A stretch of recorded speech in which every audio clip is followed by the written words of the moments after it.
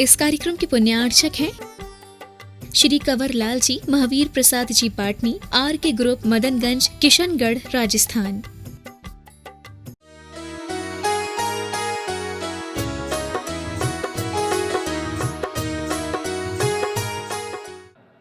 सुपनावली 16 सुनमीत जिन राज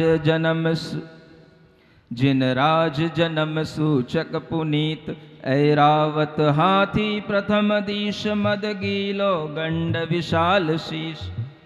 देख्यो डक्कारत वृषभ राज अति उज्जवल मोती वरण भ्राज। देख्यो पंचानन धवल दे निज नाद करे जो सरद में। क्या देखे 16 सपनों में? सबसे पहले ऐरावत हाथी दिखा।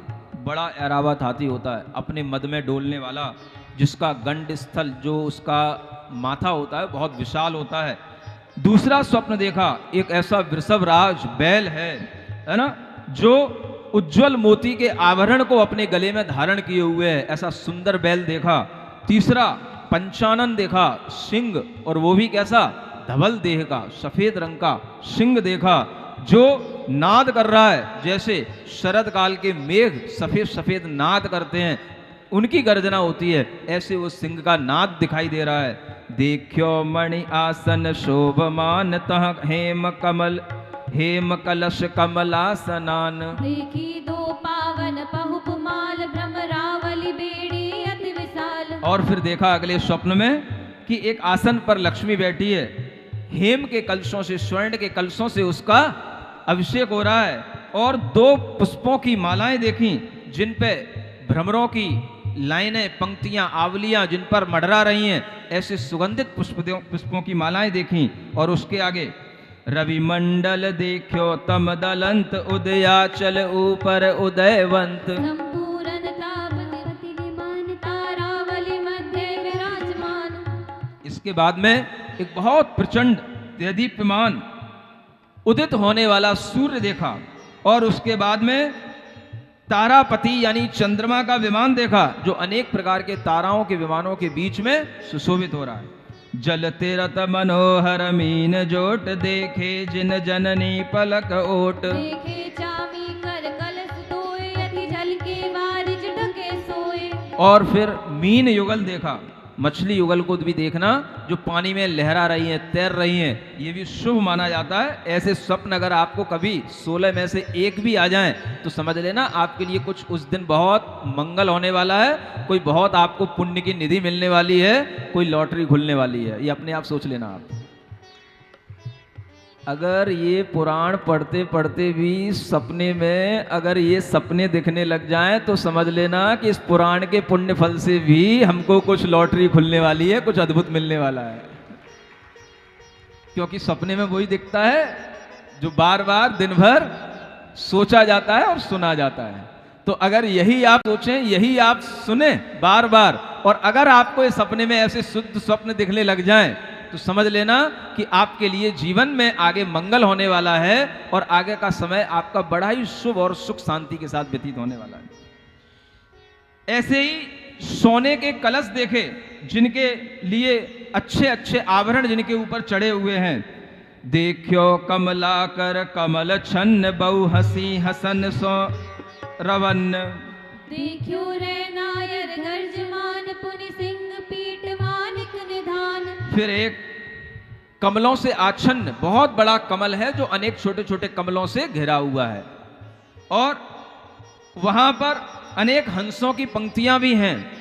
और उन्होंने देखा कि गर्ज करता हुआ, गर्जना करता हुआ एक बहुत बड़ा हाथी भी उन्हें दिखाई दिया। फिर देखियो देव विमान जोग ध्वज घंटा झालर सो मनोग। प्रगट्यो मई पोरी फनित धाम मणि कंचमय नैना विराम। यह जो गर्जना करने वाला हाथी नहीं है, हाथी तो ऐरावत पहले हो चुका, ये रत्नाकर है। रत्नाकर माने समुद्र, समुद्र की गर्जना देखी, समुद्र देखा जिसमें बहुत सारे रत्न भरे होते हैं, उसको रत्नाकर कहते हैं। फिर उन्होंने देखा देवों का विमान, और जिसमें अनेक तरह की ध्वजाएं, घंटा, झालर लहरा रहे हैं। और फिर उन्होंने देखा एक ऐसा मणिमय नागेंद्र का धाम, स्थान, जहां पर अनेक प्रकार के नागों का समूह भी उन्हें दिखाई देता है। पुनः रत्न राशि देखी अनूप इंद्रायुध वर्ण विचित्र रूप। निर्धूम धनंजय दीप मानिए देखे 16 सुपन जान। रत्नों की राशि देखना, सपने में भी रत्न दिख जाएं। क्या सुन रहे हो? सपने में भी कुछ जगमगाती मणियां दिख जाएं, कुछ जगमगाती हिलमिल कोई ताराएं दिख जाएं, समझना ये बड़ा शुभ स्वप्न है। और स्वप्न उनके शुभ होते हैं, मंगलदायक होते हैं जो व्यक्ति स्वस्थ होते हैं। स्वप्नों का भी एक विज्ञान होता है। अगर आपका शरीर स्वस्थ है तो वह स्वप्न आपके लिए लाभदायक होंगे। रोगियों के स्वप्न बहुत ज्यादा आश्वस्त कराने वाले नहीं होते हैं कि वो उनको फल दें।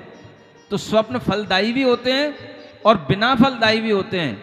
अगर आपकी प्रकृति वात प्रकृति है तो आपको स्वप्न वात के आएंगे। कैसे? आप आकाश में उड़ रहे हो, कहीं पर हवा में घूम रहे हो, इस तरीके के स्वप्न आएंगे। आपके चारों ओर हवाएं चल रही, आंधी चल रहा है, तूफान चल रहा है, ऐसे स्वप्न आएंगे। समझ आ रहा है? अगर आपकी प्रकृति कफ की है तो आपको एक भारी भारी स्वप्न आएंगे कि आप कहीं से गिर रहे हो, किसी मीनार से कूद रहे हो, इस तरीके के स्वप्न आएंगे। समझ आ रहा है? अगर आपकी प्रकृति पित्त की है तो आपको दौड़ लगाने के स्वप्न आएंगे। आप कहीं घूम रहे हो, मचल रहे हो, या किसी चीज को भूल गए हो, बार बार कहीं दौड़ करके उसी चीज को पाने की कोशिश कर रहे हो, इस तरीके के स्वप्न आएंगे। जैसे एग्जाम में जा रहा था, पेन लेके नहीं गया, एग्जाम हॉल तक पहुंच गया, फिर पेन लेने के लिए घर पे आया, तब तक तो एग्जाम का टाइम निकल गया। ये पित्त के उदय से स्वप्न आते हैं। समझ आ रहा है? स्वस्थ व्यक्ति के स्वप्नों का फल मिलता है, और ये जो स्वप्न के फल हैं ये अगर आपको मिलेंगे तो स्वस्थ अवस्था में ही आपको महसूस होंगे। रत्नों की राशि देखना, और एक निर्धूम धनंजय का मतलब होता है अग्नि। अग्नि तो देखना लेकिन उसमें धुआं ना दिखे, ऐसी अग्नि देखना। ऐसी निर्धूम अग्नि भी मंगलमयी होती है। और ऐसे 16 स्वप्न देखने के बाद में गज प्रवेश मुख कमल में गयो तिमिर दुख दाय, जैसे जैन सिद्धांत सुनी भरम भाव में पूर्व दिवाकर उगयो गयो तिमिर दुखदाय, सुख निद्रा पूरी भई भयो प्रात तम खोय, मंद तेज तारे भय कछु दीखे कछु नाई, ज्यों तीर्थंकर के उदय पाखंडी छिप जाए, सूरज वंशी जे कमल खिले सरोवर माही, त्यों जिन बिंब विलोक के भविलोचन विकसाही, चक्रवाक हर्षित भय ज्यों जिन मत संयोग, जीव सुमति पिय नारी को मिट्यो अनादि वियोग। क्या कह रहे हैं? इन 16 स्वप्नों के देखने के बाद में माँ को एक और स्वप्न दिखाई देता है कि गज हाथी मुख से प्रवेश कर रहा है। ये अंत में, स्वप्न के अंत में दिखाई देता है। और इस स्वप्न को देखने के बाद में वह सुख की निद्रा जो ले रही थी माँ, जिसमें स्वप्न दिखाई दे रहे थे, इन स्वप्नों के देखने के बाद में वह निद्रा पूर्ण हो जाती है। प्रातः काल होता है और जब दिवाकर का उदय होता है तो चारों ओर का अंधकार दूर हो जाता है। मानो ये सूचना दे रहा हो कि जैसे जैन सिद्धांतों को पढ़ने के बाद में हमारे भ्रम दूर हो जाते हैं, ऐसे ही दिवाकर के उदय होने पर रात्रि का अंधकार दूर हो जाता है। कुछ भ्रम दूर हो रहे हैं कि नहीं हो रहे हैं? दूर हुए कि नहीं? भ्रम भ्रम भ्रम समझ में आ रहा है? वह भ्रम जो हमने अपने दिमाग में अनेक तरह के पाल रखे थे, किसने हमें बनाया, किसने दुनिया बनाई, भगवान कैसे बनते हैं, भगवान को कौन बनाने वाला होता है, भगवान दुनिया बनाता है क्या, इस दुनिया में 1000 वर्ष पहले, लाख वर्ष पहले भी कुछ था कि नहीं था, ऐसे तमाम तरह के भ्रम इन जैन सिद्धांतों को पढ़ने से दूर बोलो हो गए। पीछे तक के हंस रहे हैं। इसी तरह से यहां कहा जा रहा है कि तीर्थंकर के उदय से पाखंडी लोग छिप जाते हैं, जैसे सूर्य के उदय से तारों का तेज छिप जाता है। तारे और चंद्रमा कहीं चले नहीं जाते हैं, रहते उसी आकाश मंडल में हैं, लेकिन सूर्य के उदय होने पर उनका प्रकाश, उनका तेज छिप जाता है। ऐसे ही जब तीर्थंकरों का उदय होता है तो अनेक मिथ्या मत जो चल रहे होते हैं वो कुछ समय के लिए दुपक जाते हैं, छिप जाते हैं, कहीं पर लुप्त हो जाते हैं। ऐसे उन चंद्र विकासी कमलों को विकसित देख करके जैसे भगवान की वाणी सुनकर के किसी को मोद उत्पन्न होता है, ऐसे ही उन कमलों का भी मोद माने उनका भी विकास होने लग जाता है जब जिनेंद्र भगवान का आगमन होता है। और इस तरह की प्रकृति की घटनाओं को भगवान के आगमन से जोड़ते हुए यहाँ कहा जा रहा है कि घू घू भू गण भूतल विषय आंधे भय असूझ जैन ग्रंथ के रहस्य में ज्यो परमति अबूझ कमल कोश मधुकर बंधे छुटे जगयो सिर भाग यथा जीव जिन धर्म सो मुक्त होय भव त्याग पथिक लोग मार्ग चले सूजे घाट को घाट जिन धुन सुन सूजे यथा स्वर्ग मुक्ति की बाट इहि विधि भयो प्रभात शुभ आनंद भयो अतीव धर्म ध्यान आराधना करन लगे भवि जीव। अभी ये सुबह हो रही है, प्रभाती गाई जा रही है। प्रभात की बेला के बाद में जब सुबह हो जाती है तब सुबह का वह वातावरण, सुबह उठने के बाद कौन सी मंगल क्रियाएं की जाती हैं, ये आपको कल की सुबह बताया जाएगा। आज आप इस भाव में रहें कि वास्तव में आज हमने पारसनाथ भगवान का वह गर्भ कल्याणक वास्तव में जो हम पंच कल्याणकों में मनाते थे वो हमने आज अपने लिए मना लिया है। जहां कोई पंच कल्याणक नहीं भी हो रहे हैं तो भी गर्भ कल्याणक हमारे सामने आज बहुत अच्छी रीति से समझाया गया है। समझ आ रहा है? ऐसे ही समझ के चलना कि आपको इन पंच कल्याणकों का पूरा आनंद लेना है। पंच कल्याणक यहां भले ही ना हो रहे हो किसी जिन बिंब के, लेकिन पंच कल्याणकों का आनंद आपको यहां पर अब आगे मिलने वाला है। पंच कल्याणकों जैसा ही अब उत्सव यहां पर रहना चाहिए। समझ आ रहा है? अब माँ ने स्वप्न देख लिए हैं, सुबह हो गई है, अब माँ उठेगी, सुबह कल की सुबह उठेगी।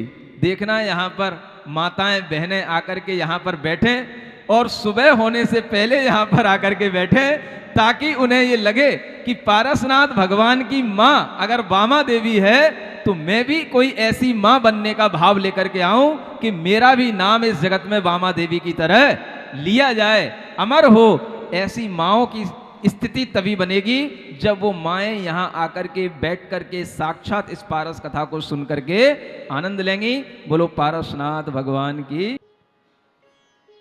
यह दृश्य जो आपके सामने आ रहा है, अब आप ऐसा मान करके चलें कि वास्तव में जिसे हम लाइव कहते हैं वो लाइव अब हम नहीं दिखा रहे हैं, आप हमें दिखा रहे हैं।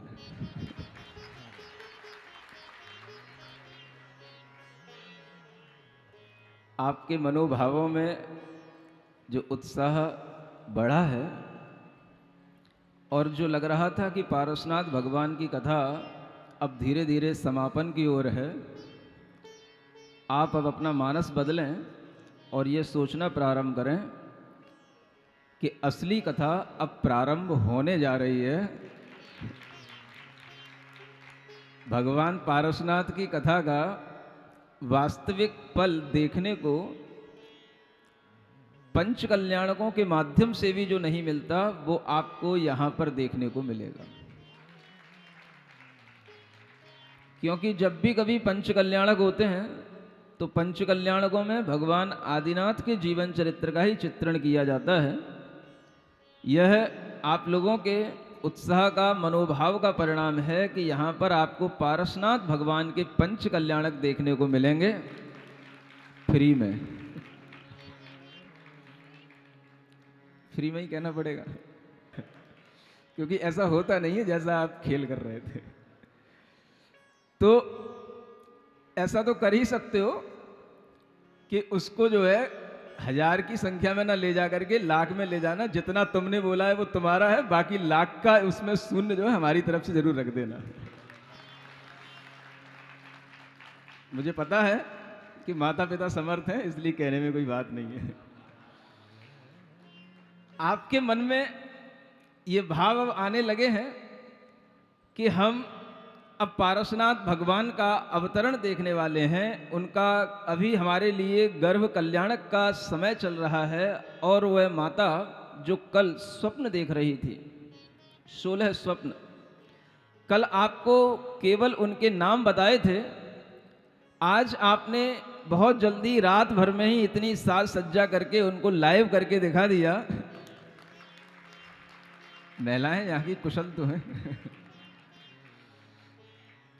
और यह जो समय आपके लिए गुजरा है, ये आप समझ लेना कि ये कथा का ही समय है। भले ही वो समय अब 15-20 मिनट ज़्यादा निकला, अब आप समझना कि कथा का ही लाइव समय था जो आप देख रहे थे। और इस तरह जब वे मंगल स्वप्न देखने में आते हैं तो स्वप्न का भी एक विज्ञान होता है, स्वप्न का भी एक अपने आप में मनोविज्ञान से जुड़ा हुआ ज्ञान होता है कि हम उन स्वप्नों को देख करके क्या समझें कि ये स्वप्न हमें वास्तव में शुभ फल देने वाले हैं या नहीं। जो अष्टांग महानिमित्तों के ज्ञाता होते हैं, ज्योतिष शास्त्र को जानने वाले होते हैं, उन्हें पता होता है कि स्वप्न अच्छे भी होते हैं, बुरे भी होते हैं, स्वप्न के शुभ फल भी होते हैं और अशुभ फल भी होते हैं। कोई स्वप्न फलते भी हैं और कोई स्वप्न फलते नहीं भी हैं। सुन रहे हैं? स्वप्नों का अपना एक विज्ञान है। और जो स्वप्न हमारे जीवन में फलते हैं, वो कल आपको बताया था कि जब हम स्वस्थता के साथ में स्वप्न देखते हैं तो वो स्वप्न फलते हैं। एक कारण ये है। और दूसरा कारण होता है दैवज स्वप्न के रूप में उसे कहा जाता है कि अगर हमारा दैव माने हमारा भाग्य, हमारा पुण्य या पाप जैसा भी प्रबल होता है, वह हमारे लिए स्वप्न के रूप में सामने आता है, उसे हम दैवज स्वप्न कहते हैं। स्वप्नों का अपना फल होता है। आपको कल यह भी बताया था कि अगर व्यक्ति स्वस्थ हो और स्वस्थ होने के साथ साथ उसके लिए तीव्र पुण्य का उदय हो तो अच्छे स्वप्नों का फल उसे जरूर प्राप्त होता है। अगर पाप का उदय होगा तो कोई हानि होने वाली होगी तो उस तरह के स्वप्न आएंगे। और बहुत कुछ स्वप्नों का फल रात्रि के देखे गए प्रहर पर भी निर्भर करता है और तिथियों पर भी निर्भर करता है। अगर आपने रात्रि के प्रथम प्रहर में कोई स्वप्न देखा है तो उसका फल 10 वर्ष में भी मिल सकता है। कितने वर्ष में? प्रथम प्रहर का अर्थ जानते हो? 3 घंटे का एक प्रहर होता है। शाम से हम शुरू करें 6 से 9, सो नहीं दिखा रहा हूं, 6 से 9 ये 3 घंटे का एक प्रहर कहलाता है। 9 से 12 ये दूसरा प्रहर हुआ, 12 से 3 ये तीसरा प्रहर हुआ और 3 से 6 ये चौथा प्रहर हुआ। कल आपको बताया था पश्चिम प्रहर माने अंतिम प्रहर, रात्रि का वह सुबह का काल होता है जब वह उस प्रहर में देखा हुआ स्वप्न का फल शीघ्र फलता है। अगर आपने रात्रि के प्रथम प्रहर में कोई स्वप्न देखा है और उसका फल मिलेगा तो उसे 10 वर्षों में भी मिल सकता है।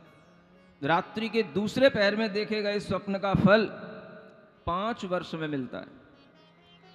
रात्रि के तीसरे प्रहर में देखे गए स्वप्न का फल 6 महीने के अंदर मिलता है और रात्रि के चतुर्थ प्रहर में देखे गए स्वप्नों का फल 10 दिन में भी मिल सकता है और आगे आने वाले 9 महीनों तक भी उसका फल मिल सकता है। ये स्वप्नों के फल होते हैं, प्रहर के अनुसार होते हैं। शुक्ल पक्ष होता है, कृष्ण पक्ष होता है। आप आज समझ ही लें, क्योंकि कई लोग मुझसे कई बार पूछते हैं, महाराज मैंने स्वप्न देखा, मुझे इसका कुछ फल मिलेगा कि नहीं। मैं आपको थोड़ा सा आज स्वप्न का कुछ विज्ञान बताना चाहता हूं, नोट करके रखना। कि स्वप्न अगर आपको देखे हैं तो आपके लिए वह स्वप्न देखने में आने के बाद में यह भी देखना होगा कि वह स्वप्न आपने कौन से पक्ष में देखे हैं, कौन सी तिथि में देखे हैं। शुक्ल पक्ष में देखे गए स्वप्नों का फल अलग होता है और कृष्ण पक्ष में देखे गए स्वप्नों का फल अलग होता है। अगर आपने शुक्ल पक्ष की प्रतिपदा को कोई स्वप्न देखा है तो उसका फल आपको विलंब से प्राप्त होगा। विलंब जानते हैं? हाँ, देर से प्राप्त होगा। अगर आपने शुक्ल पक्ष की द्वितीया को कोई फल स्वप्न देखा है, दूसरी तिथि को, दौज को, तो उसका फल आपको विपरीत रूप से मिलेगा। विपरीत का मतलब होता है अगर आपने अपने लिए वो फल स्वप्न देखा है तो दूसरे को फल मिलेगा, और अगर आपने दूसरे के लिए वो स्वप्न देखा है तो आपको फल मिलेगा। सुन रहे? माने कोई भी चीज, कैसा भी लाभ या हानि, अगर आपने अपने आप से अपने लिए देखी है तो उसको दूसरे के लिए फल मिलेगा, दूसरे आपके परिजनों के लिए उसका फल मिलेगा। और अगर आपने किसी दूसरे को लेकर के देखी है तो उसका फल आपको मिलेगा। इस स्वप्न का विज्ञान है। अगर आपने शुक्ल पक्ष की तृतीया को कोई स्वप्न देखा है तो वह विपरीत फल देने वाला होता है, और वह विपरीत फल उसी रूप में देगा, लेकिन वो 2 वर्षों में देगा। कितने समय में? अगर आपने शुक्ल पक्ष की चौथ को, पंचमी को अगर आपने कोई स्वप्न देखा है तो उस स्वप्न का फल आपको 2 महीने से लेके 2 वर्ष तक मिल सकता है।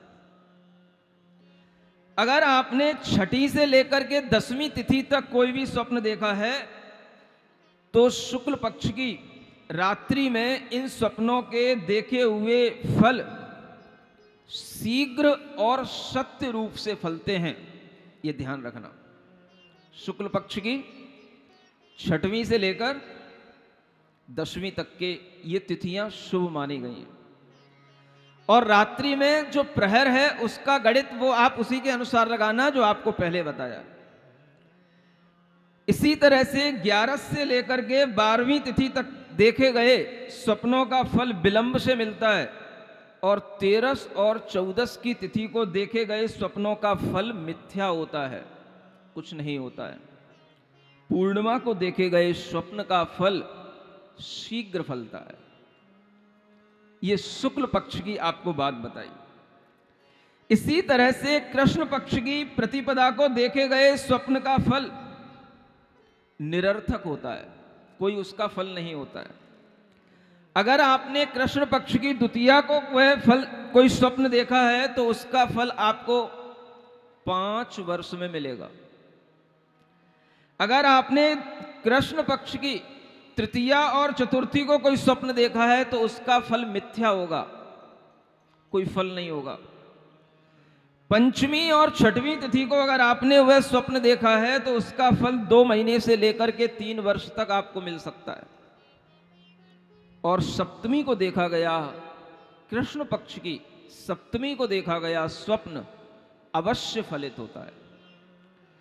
अष्टमी और 9वीं तिथि में अगर आपने स्वप्न देखा है तो वह विपरीत रूप से फलदायी होता है। विपरीत माने वही, अगर आपने अपने लिए देखा तो दूसरे को, और दूसरे के लिए देखा तो अपने को, लेकिन वो 1 वर्ष में आपको फल देगा। 10वीं से लेकर के 13 तिथि तक अगर आपने कृष्ण पक्ष में स्वप्न देखे हैं तो वह स्वप्न सभी मिथ्या होते हैं, उनका कोई फल नहीं होता है।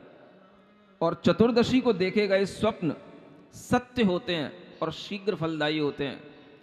और अमावस्या को अगर आपने कोई स्वप्न देखा है तो उसका स्वप्न का फल भी मिथ्या होता है। वह स्वप्न अगर देवों के द्वारा कोई दिया जा रहा है तो सत्य हो सकता है, अगर आपका सहज स्वप्न है तो वो मिथ्या होता है।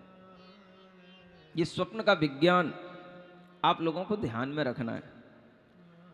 एक नया ज्ञान भी आप लोगों को लेते रहना है, और ये ज्ञान इसलिए जरूरी है कि अगर हम इस तरीके के स्वप्न कभी देखते हैं तो वह स्वप्न हमारे पुण्य और पाप के कारण से ही उत्पन्न होते हैं।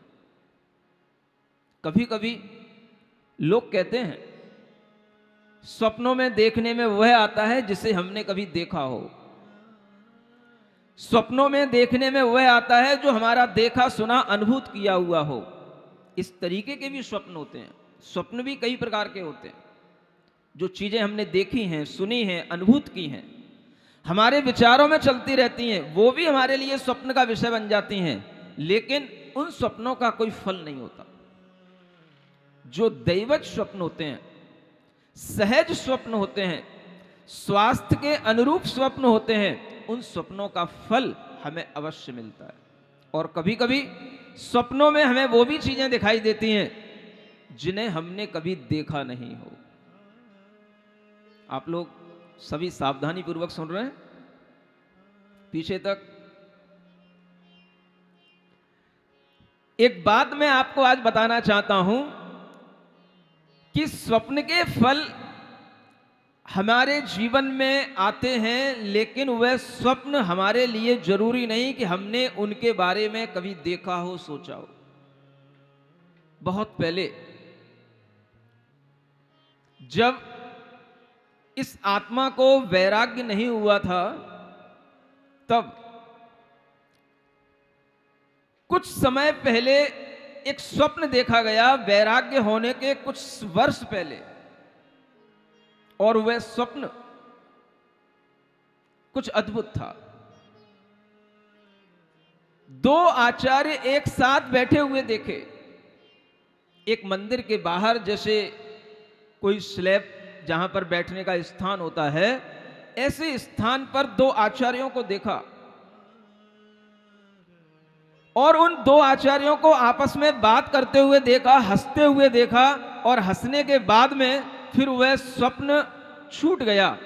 आंख खुल गई, देखा तो सुबह हो गई थी, और वह स्वप्न ऐसा दिमाग पर छा गया कि मैं सोचता रह गया कि आखिर मुझे आज ये स्वप्न क्यों दिखाई दिया है। अभी तो आपने कुछ सुना ही नहीं, अभी तो केवल स्वप्न दिखा है, स्वप्न का फल तो कुछ पता ही नहीं। दो आचार्य देखे। एक आचार्य थे पुष्पदंत सागर महाराज, और जिनको मैं जानता था, और एक आचार्य जिनको मैं जानता नहीं था, जिनको कभी देखा नहीं था, वो भी मुझे स्वप्न में दिखाई दे गए। जब वो आचार्य मुझे स्वप्न में दिखाई दे गए तो मैंने अपने मन में विचार किया कि दूसरे आचार्य कौन हैं, ये दूसरे गुरु महाराज कौन है जिन्हें मैंने स्वप्न में देखा। और उस समय एक मित्र था सुकौशल नाम का, जो आज मुनि अभिनंदन सागर जी के नाम से जाने जाते हैं। आचार्य महाराज के ही शिष्य हैं। और उनसे हमने पूछा कि हमें एक दूसरे आचार्य दिखाई दिए, वो मुझे समझ नहीं आ रहे, मुझे ऐसा लग रहा है कि ये आचार्य विद्यासागर महाराज होने चाहिए, लेकिन मैंने आज तक उनका कभी फोटो नहीं देखा, मैंने आज तक उनको कभी किसी तस्वीर में भी नहीं देखा। तो उस मित्र ने कहीं से एक फोटो ला करके मुझे दिखाई, और वो फोटो थी दो शिखरों के बीच में आचार्य महाराज बैठे हैं। और जब उस फोटो को देखा, हंसते हुए उस फोटो को देखा, तो हमने कहा यही तो वो आचार्य हैं जो मुझे स्वप्न में दिखाई दिए। तो उस मित्र को भी आश्चर्य हुआ, जब तुमने कभी इनका फोटो नहीं देखा, कभी इनको साक्षात नहीं देखा, तो इस स्वप्न में कैसे दिखाई दे गए। मैंने कहा इससे ज्यादा मैं कुछ नहीं जानता। और उस स्वप्न का फल धीरे धीरे, कहते हैं कर्म के योग से जो स्वप्न आते हैं उन्हें दैवत स्वप्न कहते हैं, जो पुण्य के उदय से भी आते हैं, किसी को पाप के उदय से भी आ सकते हैं। लेकिन इन स्वप्नों को मैं समझूंगा कि ये मेरे पुण्य के उदय से, पूर्व जन्म के संस्कारों के उदय से मुझे यह स्वप्न प्राप्त हुआ, और उसी के ही 1 वर्ष के बाद में मेरे जीवन का रास्ता बदल गया। और मेरे जीवन में दोनों आचार्यों का मुझे लाभ मिला। और मैंने जब आचार्य महाराज को सबसे पहले साक्षात देखा कुंडलपुर में, तो मुझे लगा कि देखो स्वप्न तो मैंने कब देखा था, लेकिन उनके दर्शन मुझे 2 वर्ष बाद हुए उस स्वप्न को देखने के। ऐसे स्वप्न भी होते हैं जो हमारे मनोस्मृति पर हमेशा के लिए छा जाते हैं। और आज भी मुझे आचार्य महाराज का वह हंसता हुआ चेहरा याद आता है जब मैं उस स्वप्न की बात करता हूं, उनके वह स्वर्ण पंक्तियों के समान चमकते हुए पीले पीले दंत पंक्तियां आज भी वैसे ही दिखाई देती हैं जैसी उस स्वप्न में मैंने पहले देखी थी 20 वर्ष पहले। ऐसे भी स्वप्न होते हैं, जीवन में फलित होते हैं। आप देखें कि अगर यहां पर यह स्वप्न का विज्ञान आपको दिखाई दे रहा है तो यह भी एक बहुत बड़ा विज्ञान है। जब गर्भ में कोई पुण्य आत्मा जीव आता है तो ऐसे मंगलदायी स्वप्न दिखाई देते हैं। सिंह दिखाई देंगे, गज दिखाई देंगे, सूर्य और चंद्रमा के विमान दिखाई देंगे, और जब कोई पाप का उदय आता है तो आपको राक्षस दिखाई देंगे। कोई किसी का कत्ल कर रहा है ऐसा दिखाई देगा, मैं किसी का खून पी रहा हूं ऐसा दिखाई देगा। और इस तरह के भी जीव आते हैं जो तीव्र पुण्य पाप के उदय से भी आते हैं, तो उनके लिए भी उनकी मां को स्वप्न दिखाई पड़ते हैं। कभी आप देखना, पुराण पढ़ना, राम का भी जन्म हुआ है और रावण का भी जन्म हुआ है। राम के जन्म के समय पर मां को कैसे स्वप्न आते हैं और रावण के जन्म के समय पर मां को कैसे स्वप्न आते हैं। यह स्वप्न अपने आप में सच्चे होते हैं। आपको बता दिया कौन सी तिथि के कौन से पक्ष के स्वप्न सत्य होते हैं और कौन से तिथि के स्वप्न मिथ्या होते हैं। आप ये जानकर के रखें कि इन स्वप्नों का फल ये तिथि के अनुसार भी आपके लिए घटित होगा। अगर कोई महापुरुष का जन्म हो रहा है तो ये मान के चलें कि वो महापुरुष जिस तिथि में जन्म लेगा, जिस तिथि में गर्भ में आएगा, उसका स्वप्न अपने आप उसी रूप में फलित होगा, उसे किसी फल की अपेक्षा नहीं होती। ये विज्ञान उन लोगों के लिए है जो कर्म के फल से अपने अंदर हानि और लाभ देखने की इच्छा करते हैं, या जो थोड़ा परतंत्र होते हैं, लेकिन जिनके तीव्र पुण्य और तीव्र पाप का उदय होता है, उनके लिए वो स्वप्न अवश्य फलते हैं। और जो तीव्र पुण्य के उदय से स्वप्न होते हैं, महापुरुषों के जीवन में जो स्वप्न आते हैं, उन स्वप्नों के फल अवश्य आते हैं। आप लोग तिथि को देख करके काम करते हैं, लेकिन जो महापुरुष होते हैं वो जिस तिथि पर आ जाते हैं वही तिथि मंगल हो जाती है। वो जिस तिथि में उनके लिए स्वप्न देख लिए जाएंगे वो तिथि ही इतिहास बन जाएगी। और इस तरह के स्वप्नों को देखने के बाद में जब सुबह हो जाती है, अब सुबह हो गई कि नहीं हो गई? आज सुबह हुई। सुबह होने के बाद में क्या होता है, एक सुबह का मंगलाचार होता है। वो मंगलाचार आपने देख लिया, और सुबह होने के बाद में अनेक प्रकार के मंगलिक वादित्र ध्वनियों के साथ में अनेक प्रकार की बंदी जन जिन्हें हम बोलते हैं, अनेक सेवक होते हैं, उनके मधुर गान के साथ में मां की निद्रा खुलती है।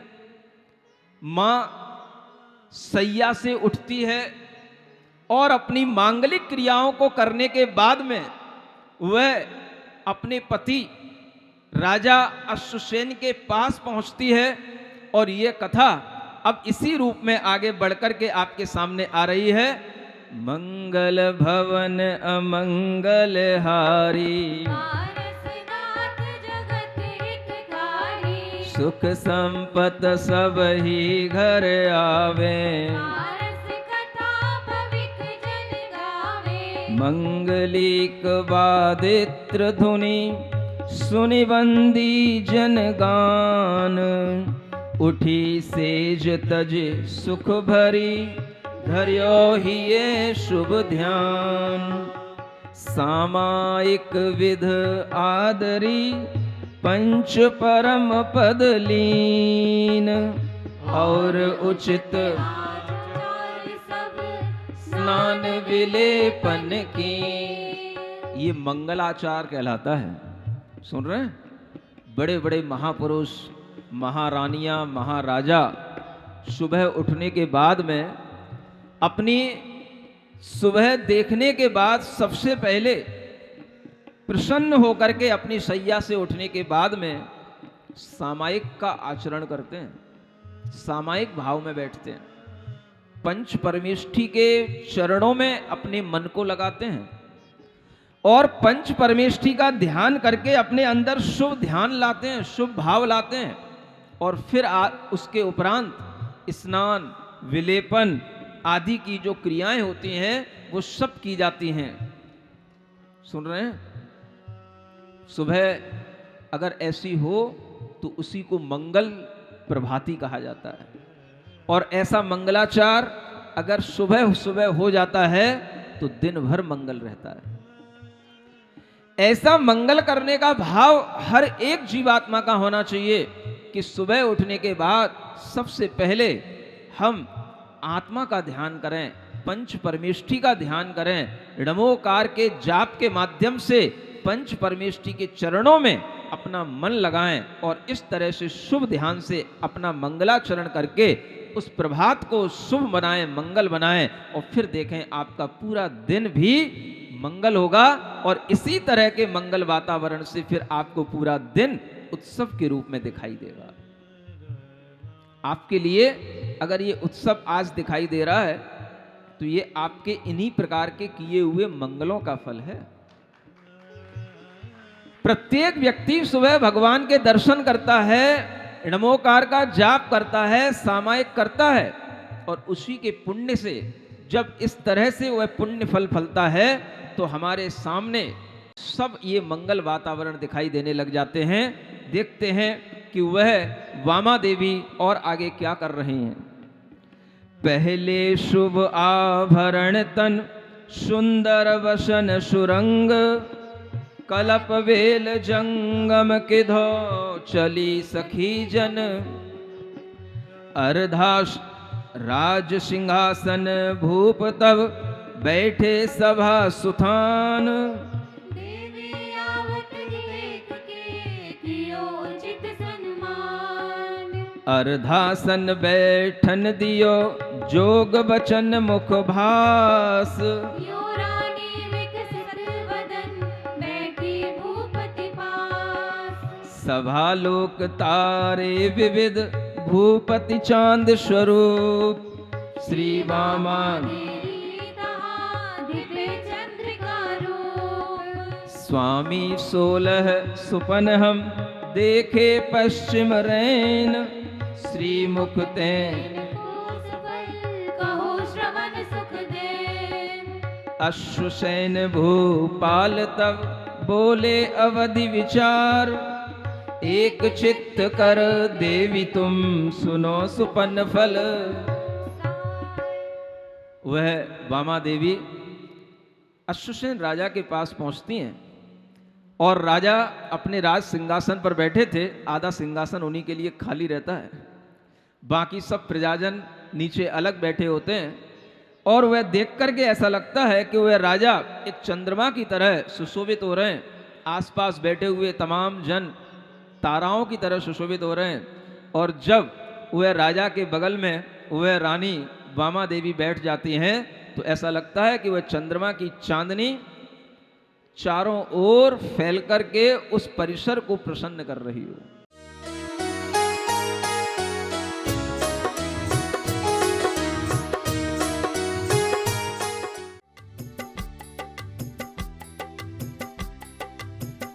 इस कार्यक्रम के पुण्यार्चक थे श्री कंवर लाल जी, महावीर प्रसाद जी पाटनी, आर के ग्रुप, मदनगंज, किशनगढ़, राजस्थान।